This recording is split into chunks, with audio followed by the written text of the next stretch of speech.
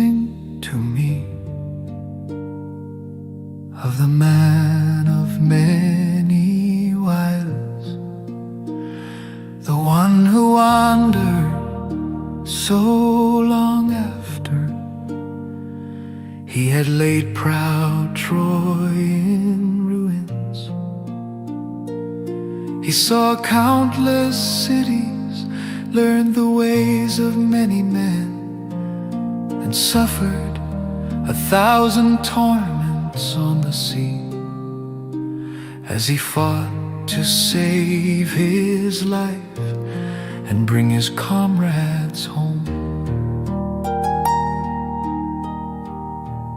But he could not save them, for their own recklessness destroyed them.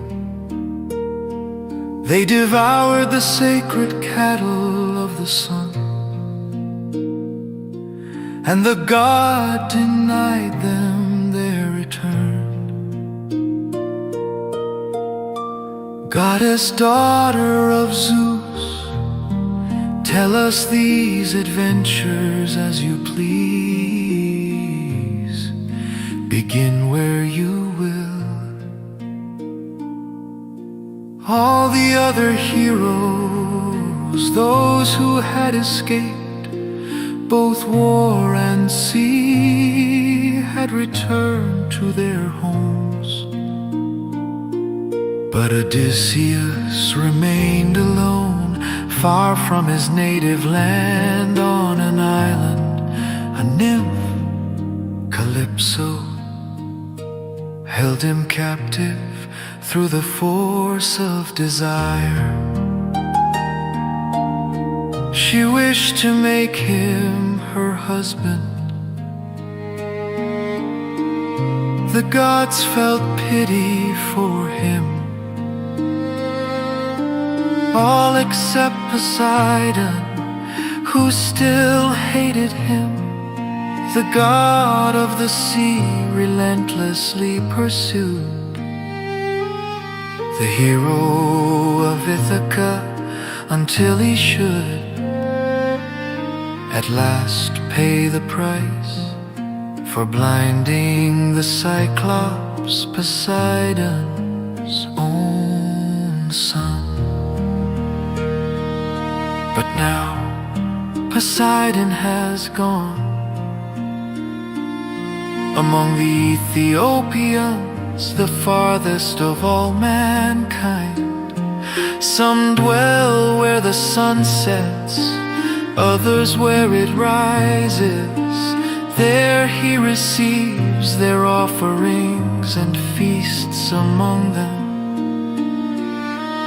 Meanwhile, on Olympus, the other gods gather around Zeus, the Lord of Thunder. Then Athena speaks, Father Zeus, Supreme King, is it not time to take pity on Odysseus, that wise and sorrowful hero? For so many years he has suffered, kept on a lonely island in the dwelling of Calypso, who beguiles him with soft words, yet against his will. He longs for only one thing, to see the smoke of Ithaca again, to embrace his hearth and his wife. Zeus replies, my daughter, how could I forget a man like Odysseus, wiser and more righteous than so many others? But Poseidon remains unyielding. He does not forgive the one who blinded his son, the Cyclops Polyphemus. yet he will not be able to bar his return forever.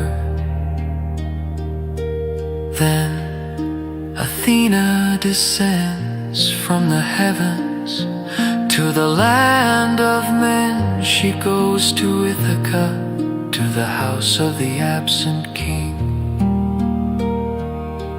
There the suitors, arrogant and idle, devour the wealth of Odysseus, seeking to wed his wife, Penelope. In the guise of a stranger, Athena speaks to young Telemachus, the son of Odysseus. Take heart, son of the hero. Awaken your spirit and let your voice be heard. Gather the people of Ithaca, order the suitors to leave your halls and seek news of your father. Go to Pylos, go to Sparta. Perhaps you will learn that he still lives. And if you hear that he is dead, raise a tomb for him and claim the rightful power in your house. Telemachus, filled with both hope and fear, listens to the goddess. When she takes flight, he understands he has seen a divine being. His heart opens to hope. Night falls upon Ithaca, and for the first time the son of Odysseus dreams of his father.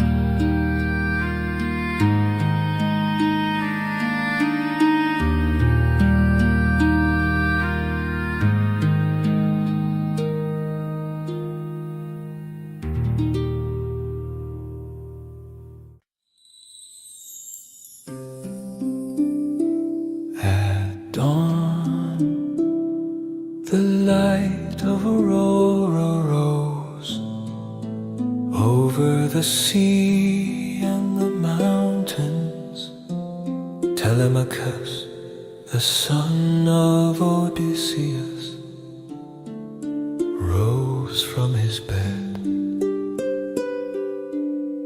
He tied his sandals, took his spear, and walked with steady steps toward the village square. It was the first time he dared summon the assembly of the people of Ithaca. The elders were astonished. Never in many years had anyone gathered the people. When they saw this young man with his fiery gaze, they said to one another, he looked like his father, like 2 drops of water.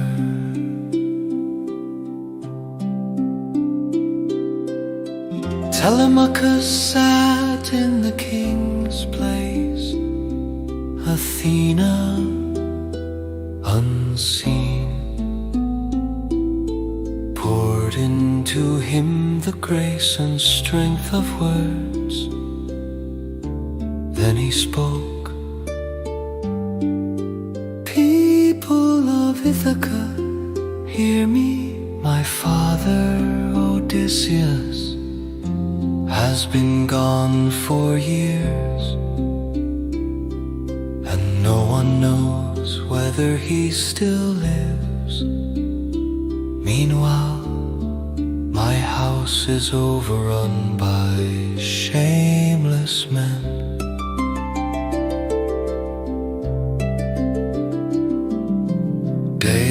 after day they devour my herds, my wine, my bread they seek to force my mother, Penelope, to choose one of them as husband.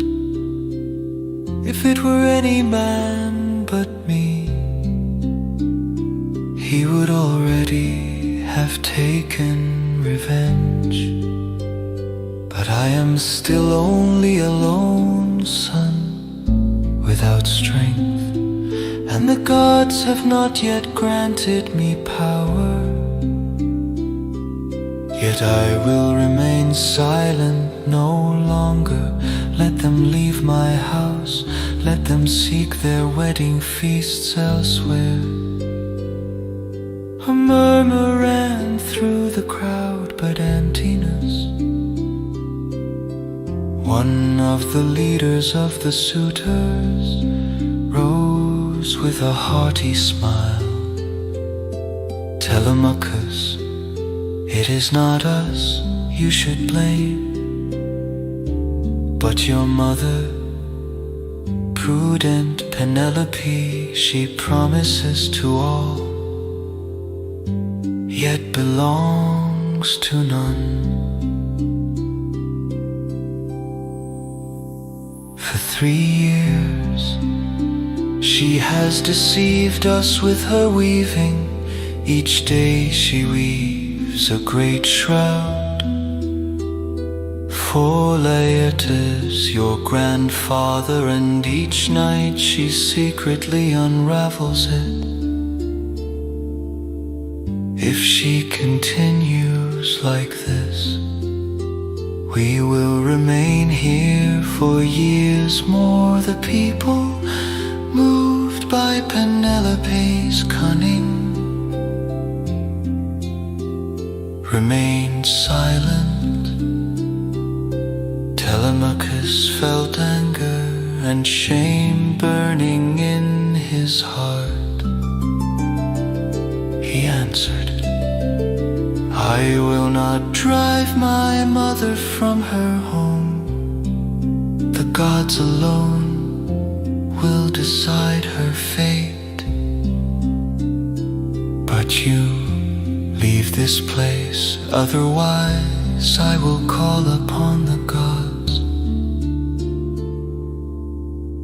and they will punish you.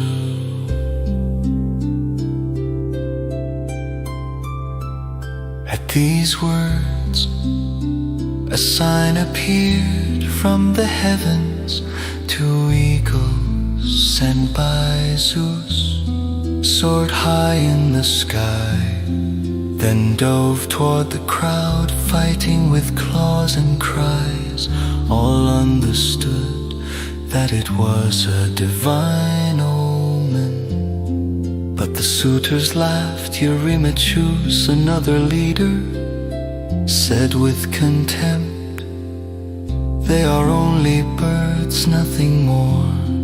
We fear neither you, nor the gods, nor your father. He is dead, and you will do nothing. Telemachus clenched his fists, but he kept silent. He knew that the goddess Athena was watching over him. When the assembly was dismissed, he returned to the palace. There, Athena came to him in the guise of a stranger, a sailor with a blue cloak. She said, courage, son of Odysseus, prepare a ship, choose 20 brave men. Go seek news of your father to Pylos, to the wise Nestor, and then to Sparta, to King Menelaus, who returned from Troy not long ago. If you learn that Odysseus still lives, wait for his return 1 year. If not, raise a tomb for him, and reclaim your throne with honor. Telemachus felt the strength of a king growing within him. When night fell, he secretly prepared the ship, helped by Athena, who cast sleep upon the suitors.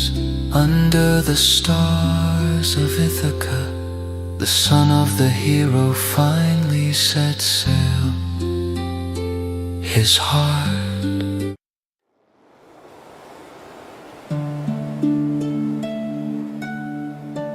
under the still dark sky, the morning wind swelled the ship's sails. The roar struck the water in rhythm, and the sea opened silver bright. Before the prow of Odysseus, or rather of his son Telemachus, gone in search of truth. When the sun rose, the coast of Pylos appeared, a land gilded by the light, where old King Nestor, friend of Achilles and Agamemnon, was offering a great sacrifice to Poseidon. Bulls smoked upon the altar, and the crowd sang around the fire. Telemachus, intimidated, hesitated to approach, but Athena, in the guise of wise mentor, laid her hand upon his shoulder and said, "Do not fear, son of Odysseus. It is not for nothing that the gods have guided you here. Go straight to Nestor, the brave were not made to tremble." They disembarked from the ship, and Nestor welcomed them kindly. They were offered seats of honor, golden cups filled with wine, and portions of the sacred meat. When the feast grew calm, Telemachus spoke, his heart pounding. "Noble Nestor, son of Neleus, glory of the Achaeans, I have come to ask you a question. Tell me the truth. You who saw the walls of Troy fall, where is my father Odysseus? Does he still live, or has the sea swallowed him?"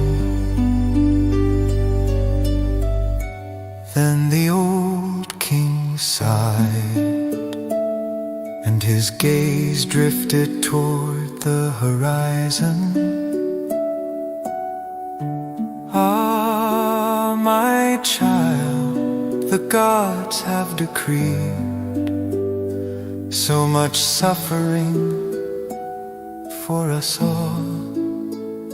I saw Odysseus fight at Troy. No man was wiser nor braver, but after the victory, when we sailed home, the gods were divided. Some wished for our return, others for our ruin. Odysseus, alas, vanished into the sea, and none knows what became of him. But go to Sparta, King Menelaus returned later than any of us. Perhaps he will know the truth. Athena approved, and blessed the old king for his wisdom. Then Nestor offered Telemachus a guest's honor and said, "Stay the night in my house. Tomorrow I shall have your ship carry to Sparta." Sheepskins and blankets were laid out. Telemachus slept among the sons of Nestor, while Athena flew off into the night, leaving behind her a trail of silver. At dawn, the old king had a chariot harnessed. The horses neighed under the gleaming yoke. Telemachus climbed onto the seat, and Nestor's son took the reins. The chariot set off in the rosy morning light toward the plains of Sparta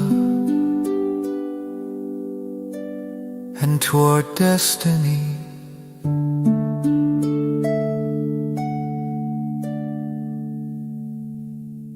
The sun was shining high when Telemachus' chariot reached Sparta, the splendid city with its wide streets.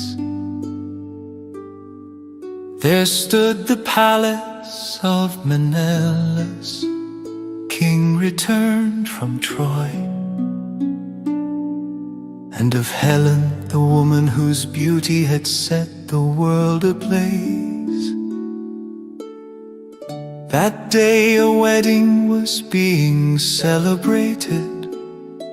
The king's son and daughter were being joined to noble spouses. The house rang with music and laughter. When the travelers entered, a servant saw them and ran to warn the king. "Lord, two strangers stand at your door, fair as gods. Tell us if we should invite them to your table." Menelaus, wise and hospitable, answered at once, "How could we refuse welcome to those whom fate sends? Bring them in, let them sit and share our bread." They were brought inside, their hands were washed in silver basins, and before them were set golden cups and steaming dishes. When they had eaten, the king lifted his eyes to Telemachus and marveled. "By Zeus, this man resembles Odysseus, his face, his gaze, his noble bearing. Could he be his son?" Helen, who had just entered, recognized at once the features of Ithaca in the young man's face. She said softly, "Yes, I see it too. These are the eyes of that hero who suffered so much because of me." Then Telemachus, moved, replied, "Yes, I am his son. I have come to ask you the truth about his fate. Does he still live, or has the sea taken him?" The king sighed, and the banquet fell silent. Alas, my young friend, how much sorrow in the name of Odysseus. No man equaled him in cunning and in courage. I remember the day when, disguised as a beggar, he entered Troy alone, while I kept the Trojans far from the gates. He slew enemies, gathered secrets, and left without anyone recognizing him. Then came the wooden horse, it was he who devised it. Thanks to him, Troy fell. But afterward the gods struck him. I myself wandered for years across the seas before returning home. And here is what I learned. I heard old Proteus, the god of shifting seas, tell me that Odysseus is alive, kept on an island by the nymph Calypso, who holds him out of love. He weeps there, despairing of ever seeing his home again.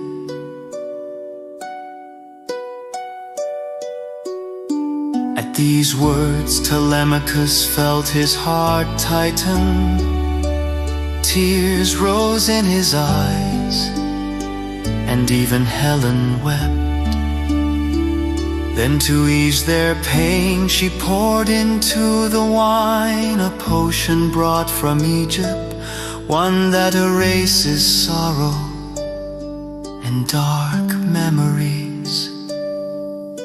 And all night they spoke of Odysseus, as though he might walk through the door at any moment. The next day Menelaus offered Telemachus royal gifts, a finely carved silver cup, and a cloak woven with gold. Then he said, "May the gods go with you, son of the hero. If your father lives, you will see him soon. And if he is dead,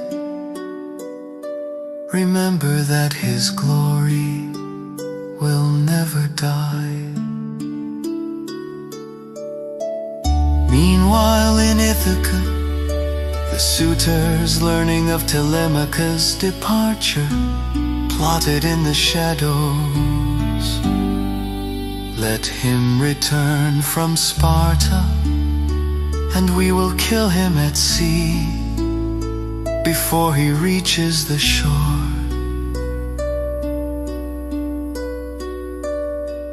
But Athena was watching, and through the night, while the moon glided over the waves, the destiny of Telemachus and Odysseus continued to weave itself, invisible, yet we never die.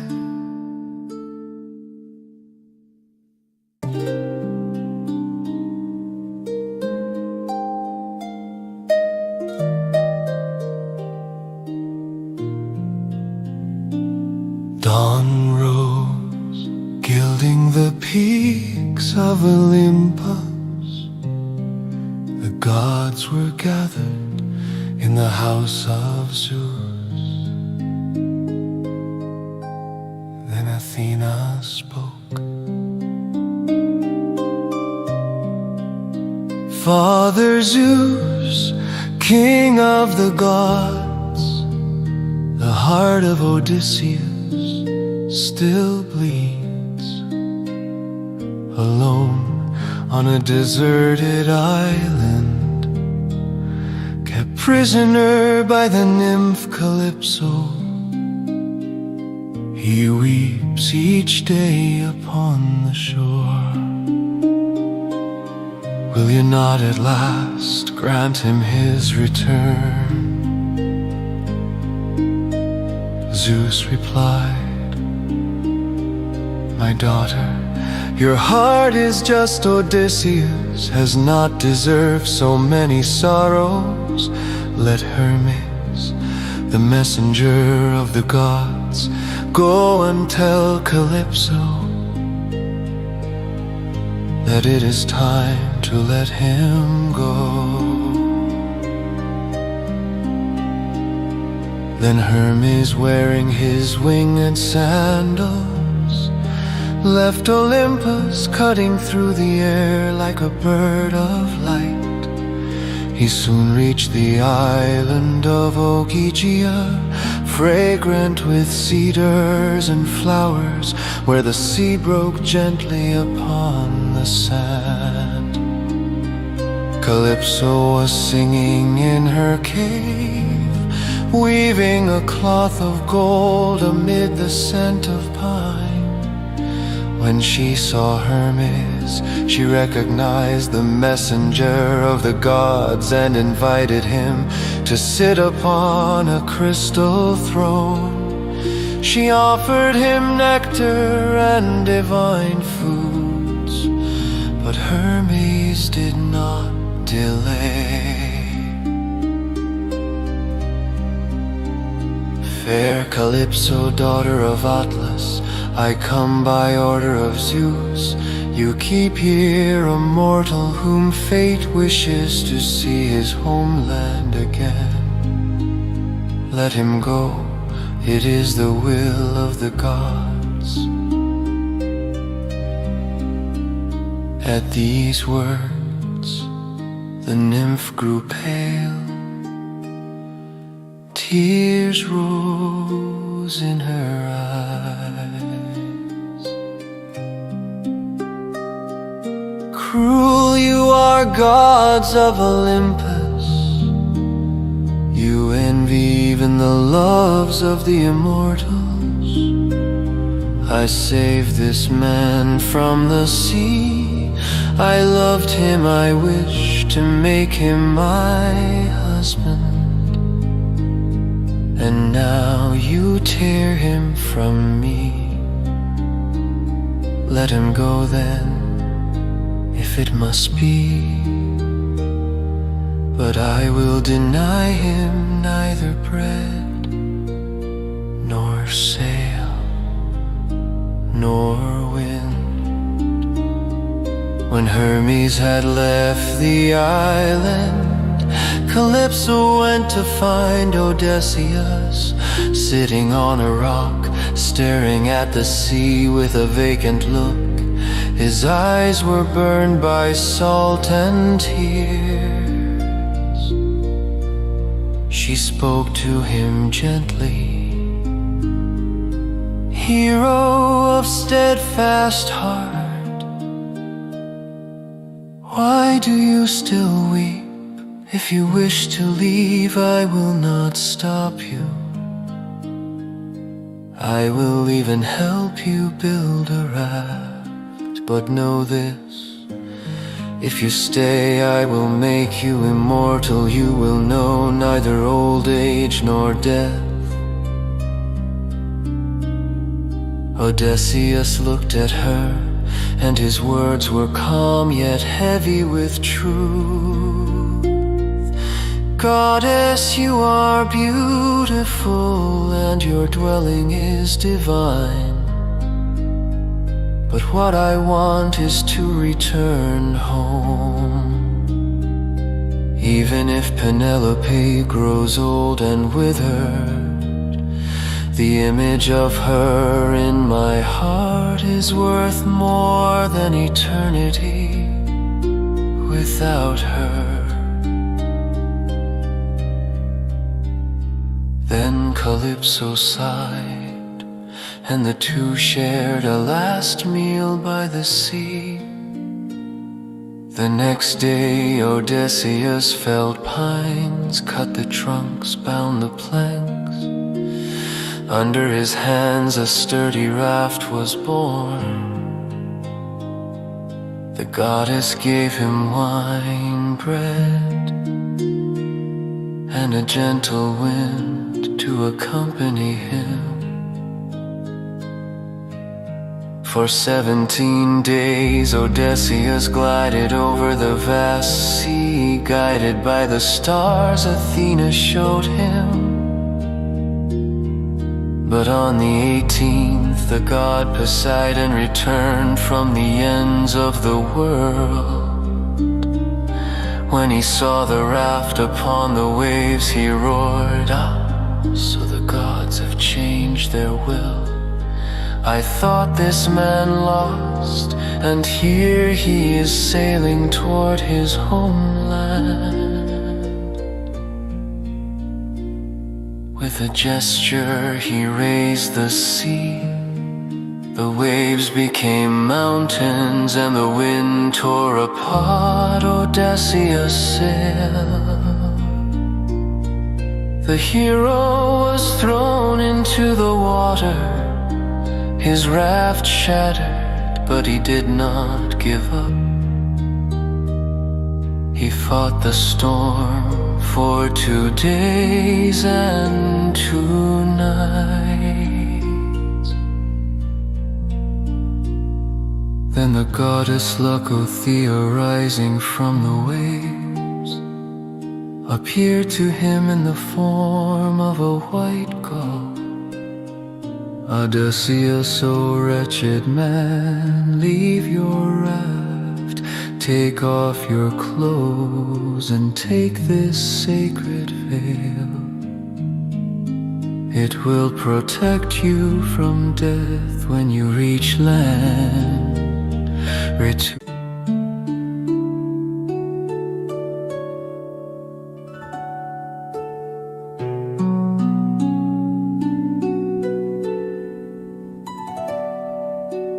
Dawn is barely rising over Sharia, and already Athena keeps watch.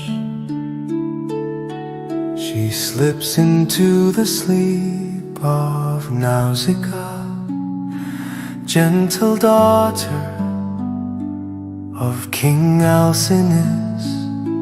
And in a bright dream she whispers a quiet counsel: "Go wash your veils and your tunics, for soon you shall be promised in marriage.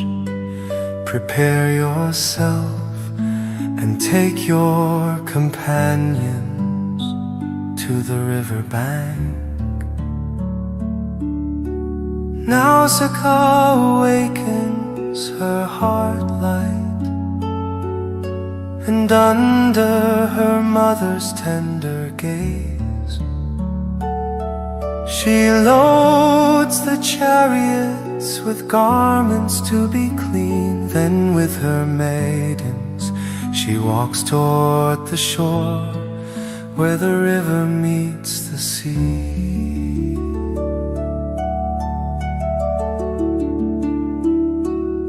There in the clear water they wash, beat and scrub, spreading the cloths that gleam in the sunlight. Then unburdened and laughing they play with a ball, their voices mingling with the murmur of the wind. It is then that a cry more joyous still rings out and awakens Odysseus, the hero exhausted, hidden in the bushes where he had fallen asleep. Opens his eyes to these voices calling to him, like a dream returning to life. Gaunt, covered in salt and leaves, he steps out of his hiding place.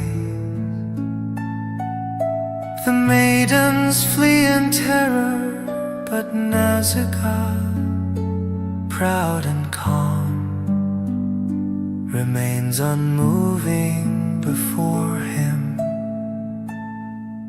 Odysseus, without coming too close, speaks with respect, praises her beauty, implores her help,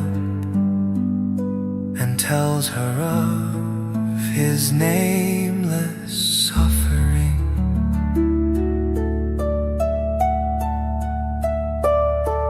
Nausicaa listens, moved by his nobility, though he wears nothing at all. She offers him clothing, asks him to wash himself in the river, and when he emerges even nobler than she had imagined, she feels a gentle admiration rising in her. She shows him the path to the city, out of prudence asks him to walk at a distance, to avoid indiscreet whispers. Thus begins on the land of the Phaeacians the radiant encounter between graceful Nausicaa and Odysseus, the man of many wiles, whom destiny is guiding step by step back to Ithaca.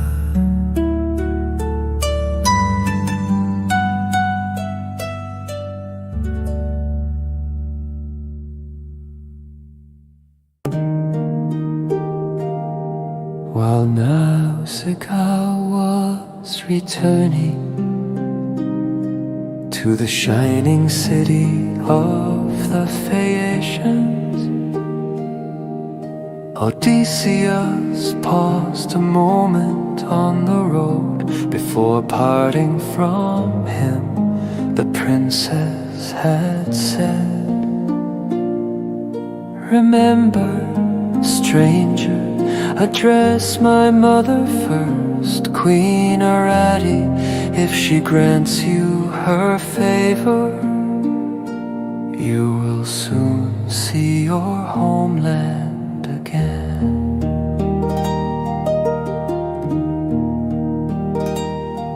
So Odysseus set out, and Athena, invisible, placed herself at his side in the form of a young girl. Carrying a pitcher of water, she wrapped him in a veil of mist, so that no one would see him in the street. Thus guided, he crossed the radiant city. The ramparts sparkled, the ships rested in the harbor, and the gardens overflowed with fruit, even out of season. Odysseus marveled and said to the goddess, "What a blessed land this is! Everything blooms here, everything breathes peace." Athena smiled, "You are in Scheria, land of the Phaeacians, a people beloved by the gods. King Alcinous and Queen Odyssey will welcome you with honor. Enter without fear. When you are safe, I shall see you again." Then she vanished like a breath of wind. Odysseus, still hidden by Athena's veil, entered the palace. Never, not even among the immortals, could such splendor be seen. The walls shone with the gleam of bronze. The doors were of gold, and metal dogs forged by Hephaestus kept watch, immortal and faithful.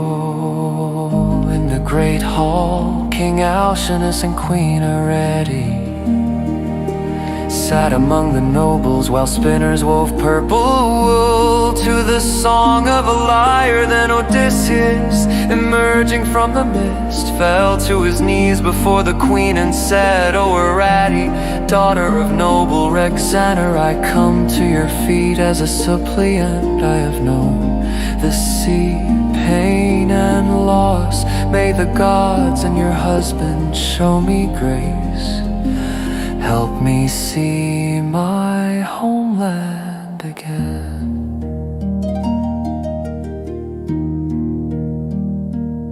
At these words, silence filled the hall.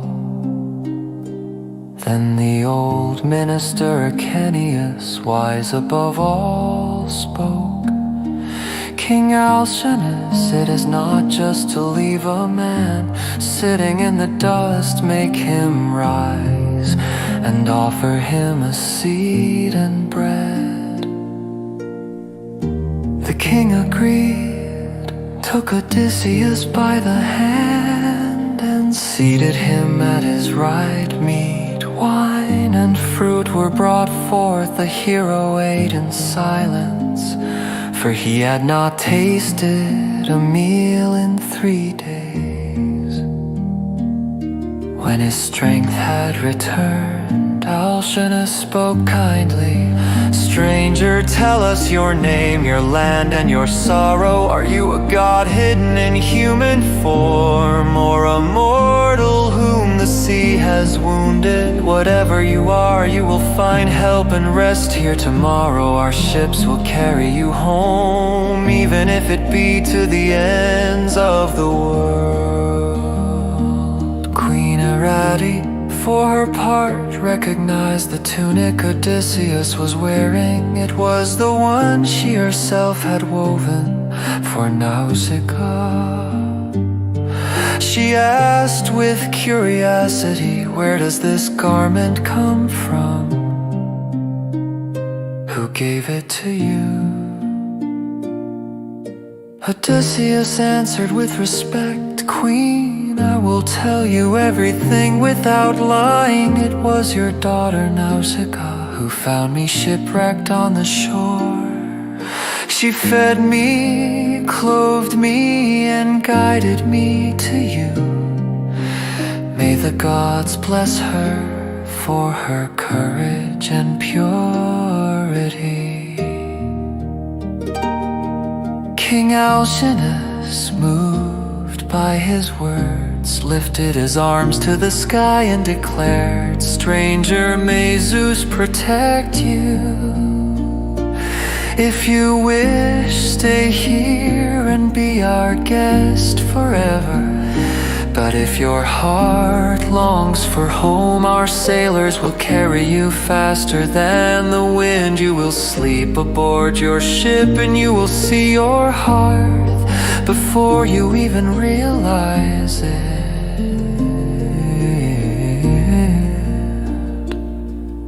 Then Odysseus felt for the first time that the promise of return was no longer a dream. He raised his eyes to the queen and the king and murmured,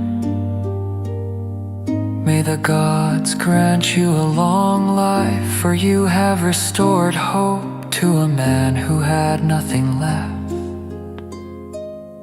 but the sea for a friend." That night he slept in a bed of silver and purple at peace, while the sea far away still whispered his name.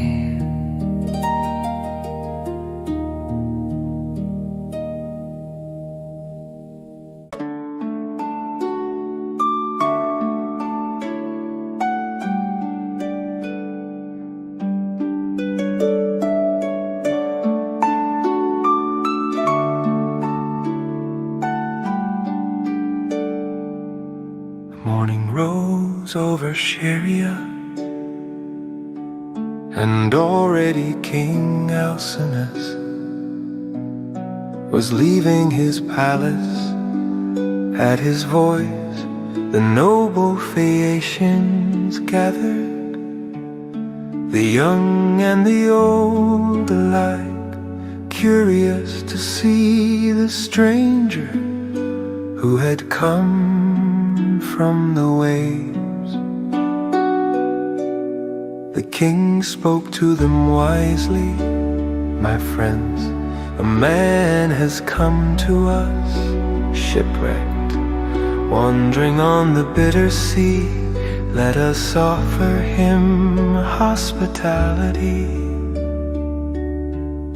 and honor the gods, for every guest is a gift from Zeus."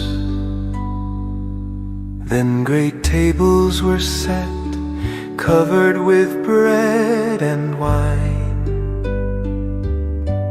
and the bard Demodocus, the blind poet beloved by the muses, took up his silver lyre. As soon as he sang, silence fell. He recounted the quarrel between Achilles and Odysseus in the heart of Troy, and the Phaeacians listened, captivated. But Odysseus himself felt tears rise to his eyes. He hid his face beneath his cloak, for he did not want anyone to see his grief. King Alcinous noticed,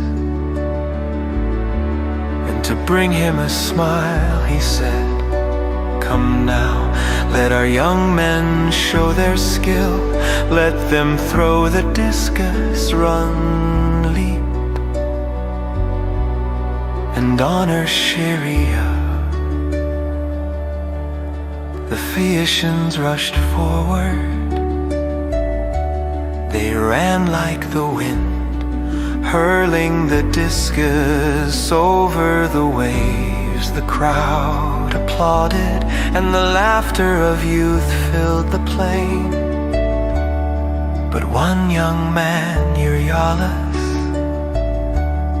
speaking without caution, suddenly said, "Stranger, you seem more suited to trade than to combat." Odysseus, stung to the heart, answered calmly, "Friend, your tongue is quick, but your mind is slow. I am no novice in trials nor in war, and if you wish I will show you what a man can do, even after so many seas crossed." He took a discus heavier than any other, spun it, and hurled it so far that it surpassed all the marks. The crowd gasped in amazement. Alcinous smiled, "No one will contest your strength, stranger, but come. Let us forget the contests. Let us listen once more to our bard Demodocus. Sing to us, poet of the wooden horse, the stratagem of Odysseus and the fall of Troy." Then Demodocus began a song so moving that everyone held their breath. He spoke of the cunning of the horse, the Greeks hidden in its belly, the sleeping city, the torches, the fire, the cries. And Odysseus, at could no longer hold back his tears. They flowed silently, like rain on a mountain. Alcinous approached gently and said, "Stranger, why do you weep? Is the misfortune the poet sings of your own? Tell us your name, your land, your destiny, for no man on earth weeps thus without a story hidden in his heart." Then Odysseus lifted his head, and the entire hall held its breath. His voice, grave and calm, rang out, "King Alcinous, I will no longer hide who I am. I am Odysseus, son of Laertes, king of Ithaca, he whom they call the man of many wiles. The gods have made me wander across all seas, and it is a long song of suffering that I carry in my heart. Listen to me, and I will tell you all I have endured since the day Troy fell in flames." And with these words, night gently fell over Scheria, and the silence of the palace became anticipation. The king signaled the poet to lay down his lyre, for the story of Odysseus was about to begin at last.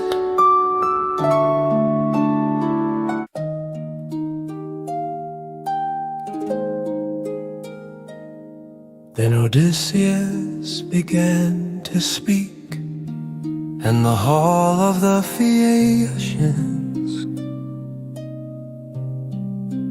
fell into silence. His voice carried like a slowly moving sea. "I am Odysseus, son of Laertes, born on Ithaca, the island of blue mountains. I had wandered since Troy when the cruel winds drove me toward the land of the Cicons. We landed there, still burning with the warrior's pride of our victory over Priam. We plundered the city, but my men, drunk with spoils, refused to leave. So the Cicons returned, more numerous than the leaves of spring, and under their dense spears many of my companions fell. Thus began my long sorrow. After mastering the sea once more, we reached the gentle land of the lotus eaters.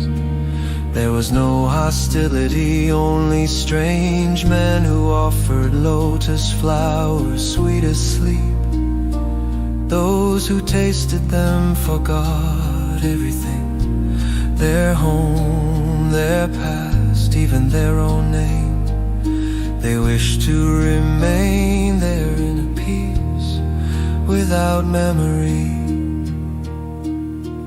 I had to drag them back to the ships their tears falling like pure water, for forgetfulness can be more dangerous than iron and fire.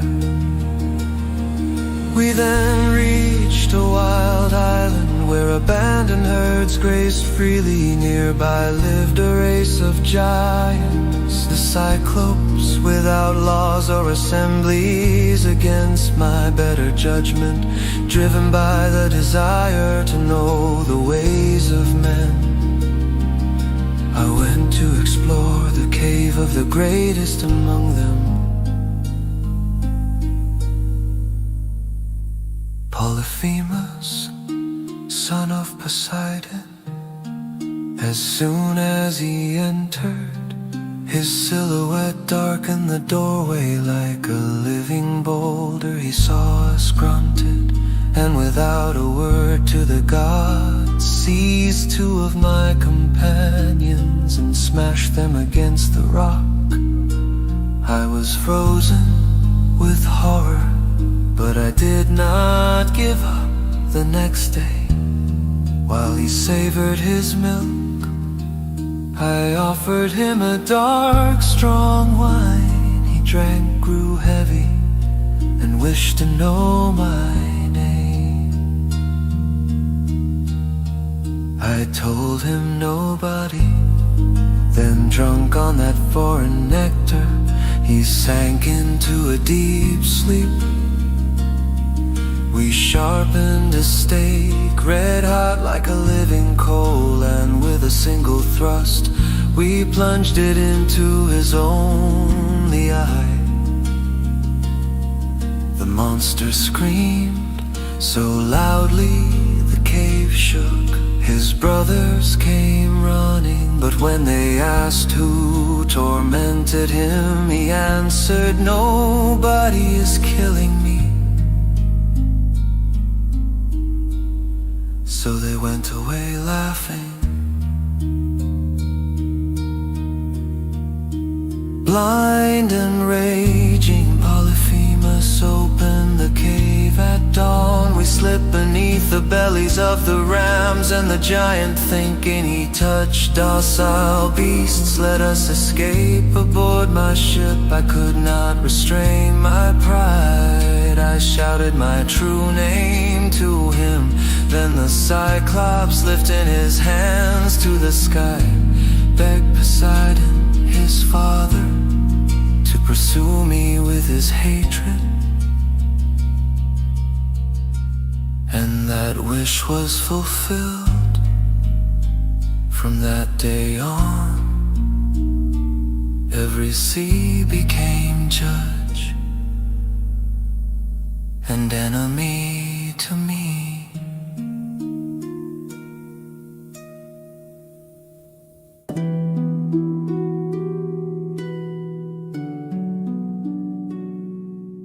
We reached the floating island of Aeolus, keeper of the winds and guardian of the breezes. He welcomed me with the honor reserved for those whom the gods pursue. For an entire month he listened to the account of my wanderings. Before our departure, he offered me a rare gift, a sealed bag of silver, in which he had imprisoned all the contrary winds, leaving free only the gentle breeze that was to carry us back to Ithaca. Already we glimpsed the fires of my homeland, when my companions, believing the bag was full of gold, untied it while I slept. The storm rushed upon us like a released beast, and we were cast away, miserable, at Aeolus' doorstep. But he refused to help us again, for a man cursed by the gods must not be rescued. After days of suffering, we landed on a highland where the sun seemed more violent. I went ahead as a scout and discovered the city of the Laestrygonians. Their queen was as tall as a tower, their king a giant with skin of stone. They seized men as one seizes sparrows.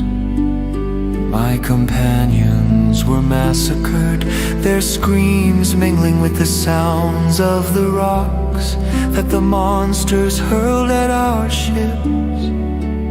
Only one vessel escaped, mine, slipping from the harbor like a hunted shadow. Next we arrived at Circe's abode, the enchantress with hair of dew, daughter of the sun. Her palace sang beneath the forest, surrounded by tamed wolves and lions who watched us like lost brothers. My men entered. She welcomed them with a smile, then turned them into swine with a single wave of her wand, all the while keeping their human souls. Only Eurylochus returned, trembling, to tell me of the transformation. I went alone on the way. Hermes appeared to me, light as a ray of dawn, and gave me a black herb to counter her enchantments. Thus protected, I drank Circe's potion without faltering, astonished by my resistance. She promised not to harm me. I persuaded her to restore the human form to my companions, who emerged from the stables weeping, their shoulders still heavy from their animal fate. We remained with her for a year, in a deceptive sweetness, as if suspended outside of time. But finally, I reminded Circe of the purpose of my wanderings. Then she spoke to me of a terrible path. Before returning home, I must descend to the land of the dead, consult the shade of the prophet Tiresias, and receive from him the truth of my future.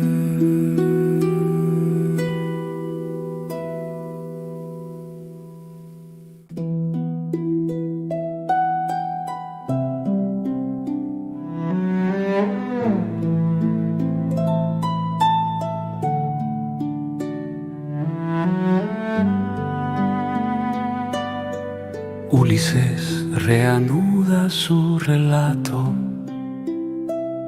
y su mirada parece de pronto más antigua que el mar. Guiados por Circe alcanzamos la tierra, donde el alba ya no canta, donde el sol nunca posa su pie de oro, la morada sombría de los cimerios. Allí, en un silencio pesado, cabe el foso sagrado para ofrecer a los muertos sus libaciones. Leche, miel, vino rojo como el crepúsculo, y el agua clara que cierra todo rito. Entonces, blandiendo mi espada desnuda, llamé a las almas del Aqueronte. La primera alma en surgir, vacilante, fue la del Penor, mi compañero caído del techo de Circe, muerto sin sepultura. Su sombra temblaba como una llama en el viento.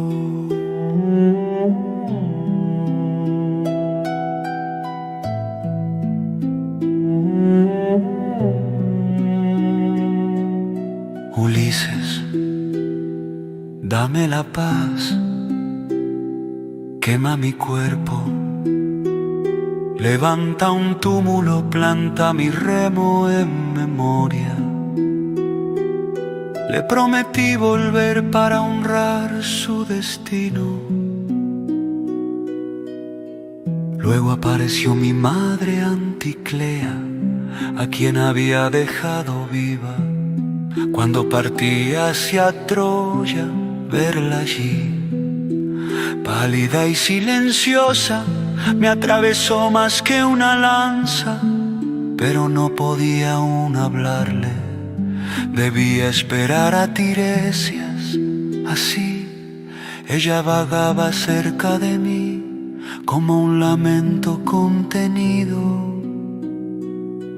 Por fin el augusto Tiresias se acercó, sosteniendo su cetro de oro. Incluso en la muerte bebió la sangre y habló con voz de tormenta y clarividencia.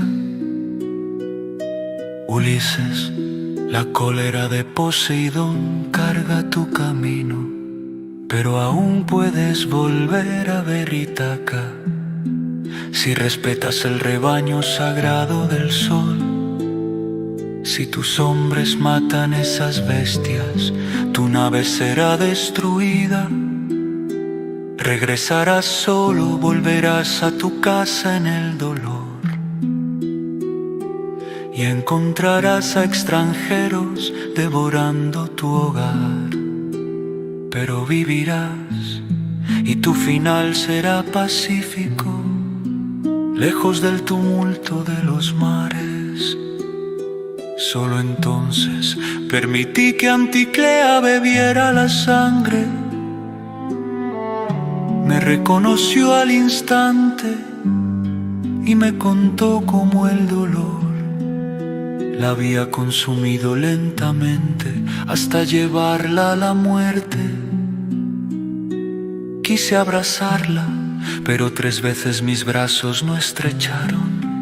Más que un soplo frío, los muertos ya no pueden retener a los vivos. Fue uno de mis tormentos más amargos. Una a una desfilaron ante mí las grandes mujeres de antaño: Tiro, Antíope, Alcmena, Fedra, Ariadna, Criseida. Cada una llevaba en sus ojos una historia que ni el tiempo extingue. Relataron sus alegrías y tragedias, y sus voces tejían a mi alrededor un manto de memoria. Luego vinieron las sombras de los guerreros. Agamenón, traicionado en su propio hogar, me describió su muerte y me advirtió de los peligros que acechan a los hombres que vuelven a casa. Aquiles, parecido a un sol quebrado, me confesó que incluso la gloria no es más que polvo entre los muertos. Más vale ser el último de los vivos que el rey silencioso de las sombras. Áyax, aún herido por nuestra querella, se negó a hablarme y se alejó como una nube fría. También vi a Patroclo Antíloco y a tantos otros compañeros caídos. Su presencia era un viento helado sobre mi alma. Más lejos divisé a Minos, juez de los muertos, y después a los condenados, tormentos vivientes en un mundo sin vida. Tántalo, sediento sobre un agua que huye. Sísifo, empujando su roca eterna. Heracles, o más bien su sombra, que aún llevaba la huella de sus trabajos. Comprendí que ni siquiera la muerte igualaba todos los destinos. Una multitud de almas afluía a mi alrededor, su clamor elevándose como un viento terrible. El miedo me tomó, regresé a mi nave. En cuanto estuve a bordo, zarpamos lejos de las tinieblas. Así terminó mi visita a los muertos, más oscura que cualquier tormenta, pero portadora del camino hacia mi destino.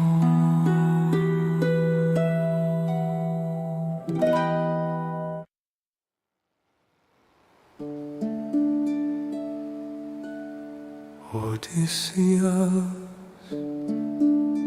still before the Phaeacians,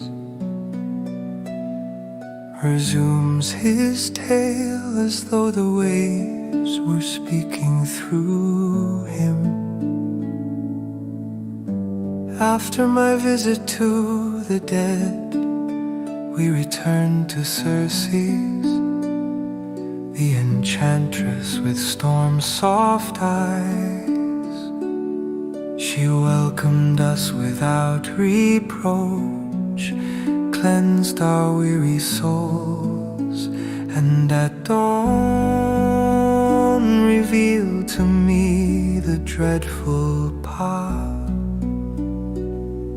no man may cross without paying a price. She spoke of the sirens with their bewitching song of Charybdis, the abyss that devours the sea, of Scylla, the monster with 6 ravenous throats, and of the sun's sacred herd, which must not be touched under any circumstance. We left her island, our hearts tight with omens. Soon the sea became too calm, as if it were holding its breath. We were nearing the sirens. I followed Circe's counsel.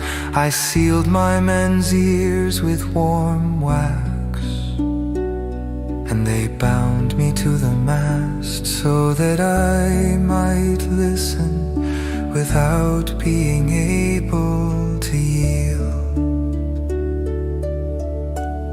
Then their song rose, a music soft as desire, clear as glass, promising knowledge, rest, and truth. I burned to join them. I begged my companions to release me, but they tightened my bonds. We passed by, the siren's voice slipped behind us like a dream torn from sleep.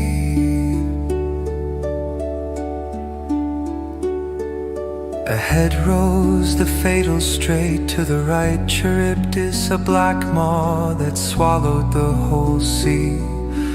3 times a day to vomit it back as storm. To the left Scylla, lurking in her cavern, 6 hideous heads ready to strike.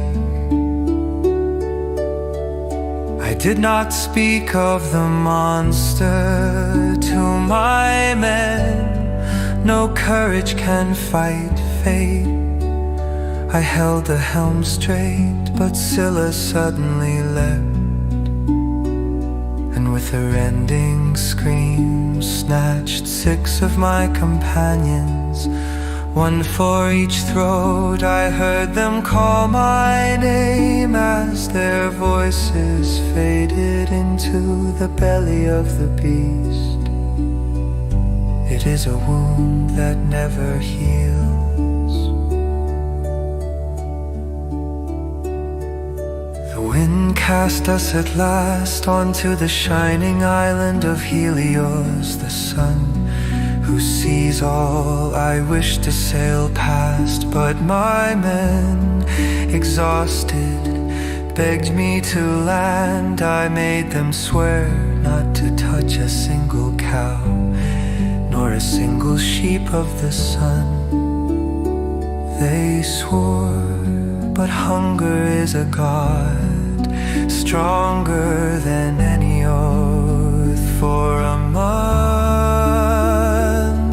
the winds held us prisoners, our supplies dwindled, the sea seemed ready to devour us in advance. One day as I slept, Eurylochus persuaded the others to slaughter the sacred beasts. Their flesh burned in the smoke, and the sun, seeing his herd destroyed, cursed my crew. When the wind finally fell, we took to the sea again. Then Zeus,